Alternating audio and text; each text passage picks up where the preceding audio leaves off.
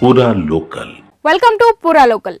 తెలంగాణలో స్థానిక సంస్థల ఎన్నికల్లో బీసీలకి 42% రిజర్వేషన్లు కల్పిస్తూ ప్రభుత్వం తీసుకున్న నిర్ణయంపై సుప్రీంకోర్టు అక్టోబర్ 6న విచారణ జరపనుంది.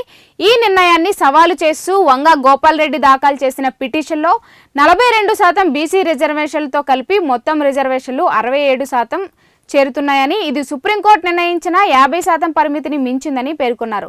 అందువల్ల జీవో 9 అందువల్ల ప్రభుత్వం తీసుకొచ్చిన జీవో 9 రాజ్యాంగ విరుద్ధమని అభ్యర్థించారు. ఇదే సమయంలో ఎన్నికల సంఘం ఇప్పటికే స్థానిక సంస్థల ఎన్నికల నోటిఫికేషన్ విడుదల చేసింది.